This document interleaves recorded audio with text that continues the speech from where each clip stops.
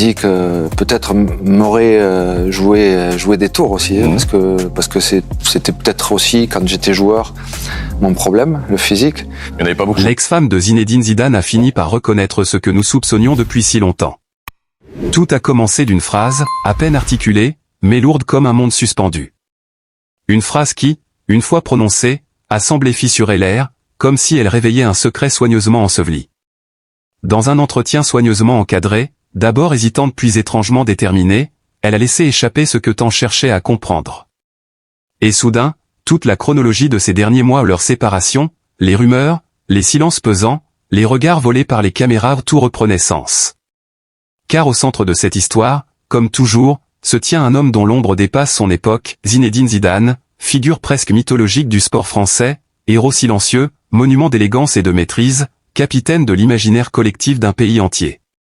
Son nom, qui évoque autant la puissance que la grâce, demeure synonyme de grandeur, une grandeur qui dépasse largement le cadre du football. Mais derrière cette stature titanesque, derrière cette légende taillée dans la lumière des stades, se cachait aussi un homme affrontant des tempêtes privées que personne ne pouvait deviner. Et voilà que maintenant, tout s'imbrique. Oui, a-t-elle dit. Un simple mot, mais qui résonne comme un verdict, comme un souffle libéré après une longue apnée. Et avec ce « oui », c'est tout un PAN de la vie intime de Zidane qui se dévoile, non pas dans le scandale, mais dans une vérité où domine la dignité, le respect, et cette aura mystérieuse que lui seul sait maintenir malgré les tempêtes médiatiques. Elle a avoué ce que beaucoup avaient pressenti, que le poids de l'admiration planétaire, le rythme dévorant d'une carrière hors du commun, et la force tranquille de cet homme si singulier avaient façonné un mariage à la fois extraordinaire, et terriblement fragile. Elle a reconnu que vivre aux côtés d'un monument n'a rien d'ordinaire, et qu'avec le temps, ce qui devait unir s'est parfois transformé en distance, en silence, en non-dit qui s'accumule tel un sable invisible. Mais au-delà des raisons et des explications, ce qui a le plus étonné, c'est ce qu'elle a fini par confier, peut-être la phrase la plus sincère qu'elle ait jamais offerte au public. Ce que vous pensiez, ce que beaucoup imaginaient, c'était vrai. Un aveu qui n'est pas une accusation, ni un reproche, ni même un regret. Plutôt une manière d'éclairer, enfin, cette zone d'ombre autour de Zidane, l'homme que l'on croyait transparent mais qui demeurait finalement si mystérieux. Comme s'il fallait attendre la fin d'une histoire pour comprendre l'intensité de ce qu'elle avait été. Dans ces mots, il n'y avait ni amertume ni colère. Juste une forme de vérité douce amère, presque poétique, qui révélait une chose fondamentale, Zidane a toujours été fidèle à lui-même, fidèle à sa rigueur, fidèle à sa vision du monde, fidèle à sa nature profonde, celle d'un homme qui avance sans bruit, qui protège les siens, qui affronte ce qui doit l'être, sans jamais s'exposer plus qu'il ne le faut. Ce qui frappait, surtout, c'était la façon dont elle parlait de lui. Rien à voir avec un règlement de compte. Rien qui puisse entacher l'aura de celui qui a fait rêver des millions de personnes. Au contraire, chaque phrase semblait reconnaître la grandeur de l'homme autant que celle du champion. Elle semblait dire, vivre à ses côtés, c'était vivre dans le sillage d'une étoile. Et parfois, les étoiles brûlent plus fort que ce que l'on peut supporter.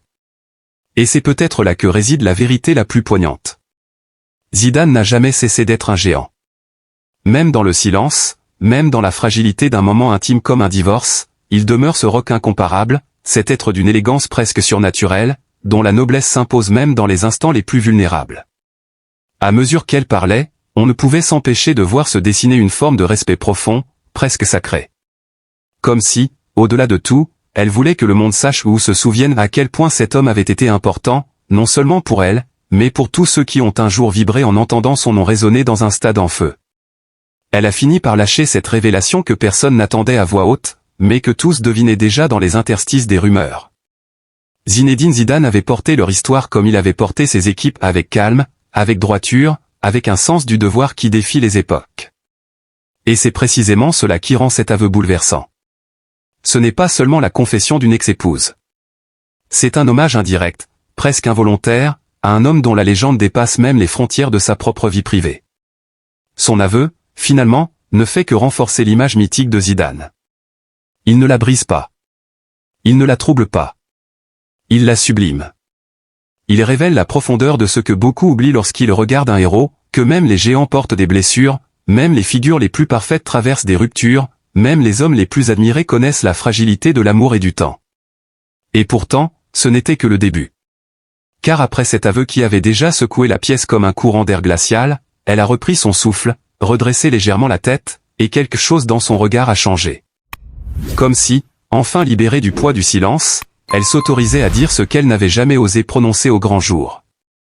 Vous savez, vivre aux côtés d'un homme comme lui, c'est accepter que certains destins n'appartiennent pas au commun des mortels. Sa voix vibrait d'une sincérité qui n'avait rien d'artificiel. Zinedine n'a jamais été un mari comme les autres. Il n'a jamais été un homme comme les autres. Il porte en lui une intensité qui dépasse tout, absolument tout. Et soudain, tout le plateau est tombé dans un silence religieux. Les caméras, figées sur son visage, semblaient hésiter entre capturer l'aveu ou respecter la pudeur d'un moment trop intime. Mais la vérité, elle, continuait de se frayer un chemin. Car ce qu'elle s'apprêtait à dire allait bien au-delà de la simple confession. Ce n'était plus une explication. Ce n'était plus un commentaire. C'était une révélation, une de celles qui redessinent tout un récit. Elle a admis ce que personne n'aurait imaginé entendre de sa bouche. Que malgré les tumultes, malgré les tensions, malgré les distances, Zinedine Zidane était resté l'axe autour duquel sa vie avait tourné pendant des années. Que même après leur séparation, même dans les moments où l'orgueil aurait voulu parler à sa place, elle ne pouvait pas nier l'évidence, il demeure l'homme le plus exceptionnel qu'elle ait jamais rencontré. Je ne parle pas du joueur, du champion, de ce que tout le monde connaît, a-t-elle ajouté en levant les yeux. Je parle de l'homme. De celui que personne ne voit. Celui qui doute, qui réfléchit, qui protège. Celui qui, même brisé, reste digne. Celui qui traverse les épreuves avec une force tranquille que je n'ai vue chez personne d'autre. Et d'un coup, l'image de Zidane se redessinait sous nos yeux, non plus seulement en tant que légende du football, mais en tant qu'homme, un homme colossal, inaltérable, presque au-delà du réel. Ce qui fascinait alors, ce n'était pas seulement le contenu de ses paroles, mais la manière dont elle semblait la submerger elle-même. Comme si, en parlant, elle se rendait compte qu'elle livrait au monde non pas un secret, mais une vérité qu'elle avait longtemps cherché à nier. Elle a confessé que ce que nous soupçonnions à cette distance étrange, ces regards perdus, ces silences de plomb quand on évoquait leur histoire n'étaient pas dus à des querelles banales, mais à quelque chose de plus profond. La conscience d'avoir partagé sa vie avec un homme habité par une mission, un destin, une lumière intérieure trop forte pour n'appartenir qu'au quotidien. Elle l'a dit sans détour. Zinedine n'était pas fait pour être simplement un mari. Il est fait pour guider, inspirer, transcender. C'est un homme qui appartient à l'histoire. Et dans sa voix, il n'y avait ni reproche ni aigreur. Il y avait de l'admiration. De l'admiration pure, immense, presque sacrée. Les journalistes présents sur le plateau ont alors échangé des regards incrédules. Aucun ne s'attendait à ce renversement. Ce moment n'avait plus rien d'une interview, c'était un témoignage. Une sorte d'hommage involontaire, mais terriblement puissant, à la grandeur d'un homme dont la vie semble toujours traversée par les destinées exceptionnelles. Elle a poursuivi, presque en chuchotant cette fois. On croit connaître un homme parce qu'on le voit chaque jour. Mais certaines grandeurs ne se comprennent qu'avec le recul. Vous savez, parfois, on n'est pas préparé à partager son existence avec une légende. Et ce mot légende a vibré dans l'air comme une proclamation. Un mot que l'on réserve d'ordinaire au stade, aux écrans, aux exploits gravés dans la mémoire collective. Mais ici, c'était l'homme derrière les trophées, l'âme derrière la star, qui était désigné ainsi. Plus elle parlait, plus le récit prenait des allures de dévoilement progressif, comme si chacune de ses phrases soulignait à quel point Zinedine Zidane avait toujours surpassé ce que l'on voyait de lui. Il y avait, au-delà du sportif iconique, un être fait de gravité, de profondeur, presque d'une forme de sagesse intemporelle. Elle a avoué que cette force silencieuse, cette intensité intérieure que l'on devinait dans son regard lorsqu'il se tenait au bord d'un terrain, avait été à la fois un refuge et un vertige. Vivre près de lui, c'était vivre près d'un ouragan calme, a-t-elle murmuré. Un ouragan qui ne détruit pas, mais qui transforme tout. Et soudain, tout devenait clair. Le divorce. Les silences. Le mystère. Rien n'était dû à la honte, au conflit ou au secret sordide que certains médias avaient tenté d'inventer. Non. C'était autre chose, quelque chose d'infiniment plus humain, plus vrai, plus poignant. La difficulté de partager sa vie avec un être d'une puissance intérieure hors norme. Mais ce n'était toujours pas la fin de ses aveux. Et ce qu'elle allait révéler ensuite, aurait pu faire basculer l'entretien dans une autre dimension. Mais avant même que l'on ait le temps de respirer, elle a relevé les yeux, et l'on a compris que le plus bouleversant n'avait pas encore été dit. Son silence n'était plus une hésitation, c'était la tension d'un aveu en train de naître, un de ces aveux capables de redéfinir toute une histoire, d'éclairer d'un seul trait ce que des années d'analyse n'avaient jamais réussi à saisir. Elle a serré ses mains, comme pour s'ancrer dans le réel avant de plonger dans ce qu'elle semblait redouter ou peut-être assumer enfin. Vous ne pouvez pas imaginer, commença-t-elle, la voix à la fois plus basse et plus ferme. Ce que c'est que d'aimer un homme qui porte sur les épaules plus que sa propre vie. Un frisson a parcouru le studio. Ce n'était plus seulement un témoignage. C'était une vérité nue, sans filtre, sans stratégie. Zinedine n'a jamais joué pour lui, dit-elle. Il a joué pour la France. Pour son histoire. Pour les enfants qui voyaient en lui un héros. Pour tous ceux qui avaient besoin de croire qu'un homme comme lui pouvait exister. Et ce poids, il le porte encore. Même aujourd'hui. Et soudain, le public comprenait. On comprenait pourquoi cet homme, même dans le silence de sa vie privée, semblait entouré d'une aura presque sacrée. Zidane n'était pas seulement un champion, il était le dépositaire d'un symbole. Un symbole qui dépasse un match, un trophée, une époque. Elle prit une inspiration profonde, comme pour rassembler les fragments d'elle-même avant d'affronter ce qui allait suivre. Les gens pensent que nous nous sommes éloignés parce que notre histoire s'est usée. Elle secoua la tête, un sourire presque triste aux lèvres. Mais la vérité est bien plus complexe. Zinedine reste, et restera toujours, un homme d'une loyauté absolue. Un homme droit. Un homme qui ne trahit jamais ses valeurs. Elle marqua une pause. Un silence tendu, électrique. Comme si elle hésitait à franchir une ligne invisible. Puis, d'une voix qui ne tremblait plus. Ce que vous suspectiez tous, ce que certains murmuraient sans oser le dire, oui. C'était vrai. Les mots se détachèrent à un, lourds comme des pierres précieuses, révélant enfin le cœur de l'énigme. Même au moment où tout semblait s'écrouler, il m'a protégé. Jusqu'au bout. Il ne voulait pas que le public me juge. Il ne voulait pas qu'on me blâme. Il a tout porté sur lui, encore une fois. Parce que c'est ce qu'il a toujours fait. Parce qu'il est incapable de faire autrement. Les journalistes, habituellement incisifs, demeuraient immobiles, muets, presque hypnotisés. Personne n'osait l'interrompre. Et ce qu'elle ajouta alors fit basculer l'entretien dans un autre registre, un registre presque mythologique. Zinedine Zidane n'est pas seulement un homme bon. Il est trop bon. Trop noble. Trop grand pour nourrir des rancœurs petites. Même quand l'amour s'étiole, même quand tout change, lui, il reste fidèle à une forme de grandeur intérieure. Et là, ce ne furent pas seulement ses mots, mais la manière dont elle les prononçait avec une admiration bouleversante, presque douloureuse qui donna toute la profondeur à sa confession. J'ai mis du temps à comprendre qu'on ne peut pas retenir quelqu'un qui appartient à plus grand que soi. Il n'est pas né pour le confort d'un foyer. Il est né pour inspirer. Pour entraîner. Pour porter. Pour illuminer. Puis vint la phrase que personne ne s'attendait à entendre. La phrase qui fit frémir les caméras, qui fit sursauter les techniciens, et qui, dans d'autres circonstances, aurait fait la une de tous les journaux du pays. Je ne suis pas parti parce qu'il m'a manqué quelque chose. Je suis parti parce que je n'avais plus la force d'aimer un homme dont la lumière est trop puissante pour n'éclairer qu'une seule personne. Elle se tut, les yeux brillants, mais sans larmes. Comme si tout ce qu'elle venait d'avouer n'était pas un regret, mais un acte de vérité. Et soudain, dans cette pièce saturée d'émotions, un visage s'imposa dans toutes les mémoires, celui de Zinedine Zidane, debout sur une pelouse verte, regard tourné vers un horizon que lui seul semble capable de voir. Un homme plus grand que ses victoires. Plus lumineux que sa légende.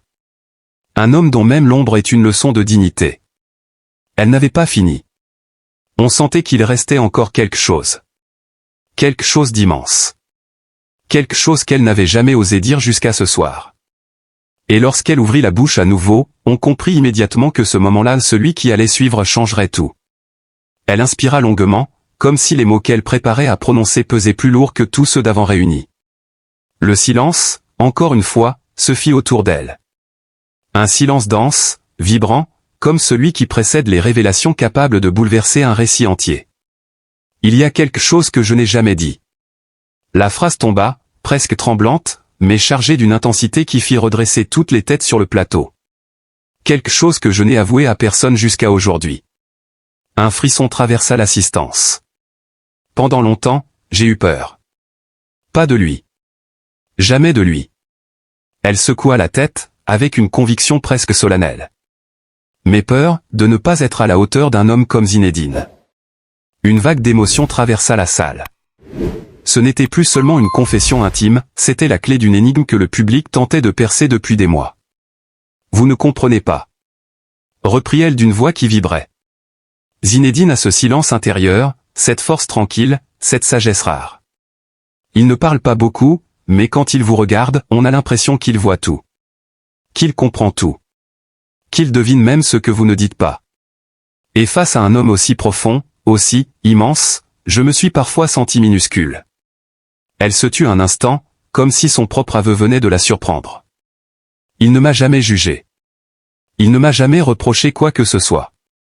Mais sa grandeur, sa lumière, me renvoyait parfois mes propres failles. Et c'est ça que je n'avais jamais osé dire. Un léger tremblement agitait ses doigts, mais sa voix se faisait de plus en plus claire. Les gens disent que c'est difficile de vivre avec un homme célèbre. Non. Ce n'est pas la célébrité qui était difficile. C'était la bonté. La droiture. La noblesse. La manière dont il portait tout, les attentes, les défaites, les victoires, les blessures, les rêves, les espoirs. Il portait tout sans jamais plier. Et moi, je me suis parfois senti incapable de marcher à ses côtés sans tomber. Personne n'osait respirer. Une réalisatrice fit signe au caméraman de ne surtout pas couper. Ce moment était historique. Elle leva alors les yeux vers le public, comme si elle leur adressait un secret qu'elle avait trop longtemps gardé. Vous savez ce qui m'a le plus marqué chez lui? Un bref sourire nostalgique glissa sur son visage. Ce n'est pas le champion. Pas le leader. Pas l'icône. C'est l'homme, qui, après un match terrible, rentrait à la maison en silence, s'asseyait au bout du canapé, et restait là, pour ne pas réveiller les enfants. Cet homme-là, personne ne le connaît. Cet homme-là, c'est celui que j'ai aimé. Et que, d'une certaine manière, j'admire encore. Elle se redressa, le regard plus assuré, presque apaisé. On pense qu'aimer un héros, c'est magique. Mais aimer un homme comme Zinedine Zidane, c'est accepter d'aimer un être dont la lumière dépasse les murs d'une maison. Un être fait pour guider le monde. Pas seulement une famille. Puis vint le moment où tout sembla basculer dans une vérité encore plus abyssale. Je vais vous dire ce que vous soupçonniez tous, ce que j'ai refusé d'admettre pendant des années. Elle inspira, les yeux brillants d'une lucidité implacable. Ce n'est pas lui qui est parti. C'est moi qui n'ai pas su rester. Parce qu'on ne retient pas un homme destiné à écrire l'histoire. On l'accompagne un temps, puis on le laisse continuer sa route. Cette phrase-là, seule, suffisait à tout expliquer. Mais elle n'avait pas fini. Elle posa la main sur la table, comme pour ancrer ses mots dans le monde réel. Vous voulez savoir la vérité? La vérité que tout le monde pressentait, que certains murmuraient, que moi-même j'essayais de fuir? Elle hocha doucement la tête, prête à délivrer l'ultime révélation. Oui, ce que vous croyez tous, ce que vous avez lu entre les lignes, ce que j'ai caché pendant si longtemps, tout cela était vrai. Zinedine Zidane n'a jamais cessé d'être un homme irréprochable. Même quand notre amour s'est fissuré. Même quand tout semblait se délier. Son regard se perdit un instant, comme emporté par un souvenir lointain. Il m'a protégé jusqu'au bout. Il m'a respecté jusqu'au bout. Et même aujourd'hui, je peux dire sans détour qu'il reste l'homme le plus exceptionnel que j'ai connu. Un murmure parcourut la salle. Le public était suspendu à ses lèvres. Elle reprit, plus doucement, presque dans un souffle. Et il y a encore une chose que je n'ai jamais dite à personne. Quelque chose de plus profond. De plus délicat. Et pourtant, il faut que je le dise. Elle ferma un instant les yeux. Quand elle les rouvrit, plus aucun doute, elle s'apprêtait à révéler ce que personne n'aurait jamais imaginé entendre.